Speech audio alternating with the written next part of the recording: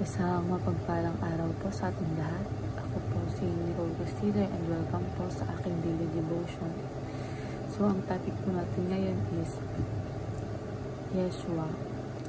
So, Yeshua, the Hebrew form of Jesus, means Yahweh saves. The name reveals Christ's mission to save His people from their sins, pointing to both His true humanity and His full divinity. Yahweh Himself bringing salvation. It highlights substitutionary atonement. We are not saved by our works, but by Christ's perfect obedience and sacrificial death. His very name assures us that salvation comes from the Lord.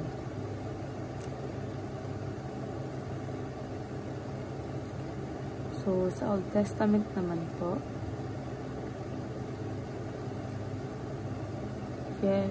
Yehoshua or Joshua equals Joshua, New Testament. So, ayon po sa Isaiah chapter 43, verse 11,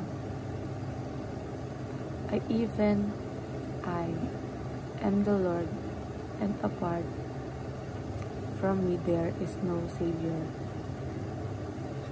So, ayon po sa ating katuruan, Yeshua means Yahweh saves. So, ang pangalan ni Yeshua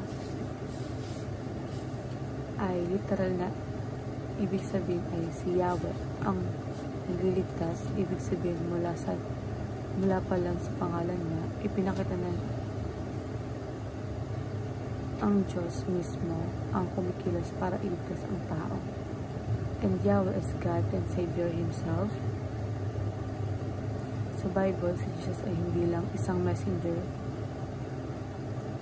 Siya mismo ang Diyos na nagkatawang tao.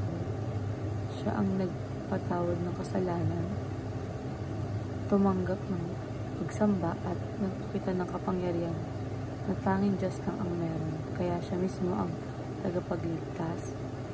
And Yeshua is the only way to be saved. Sabi ni Jesus, I am the way and the truth and the life. No one comes to the Father except through me. So, hindi siya sa mga paraan. Siya ang tanging daan.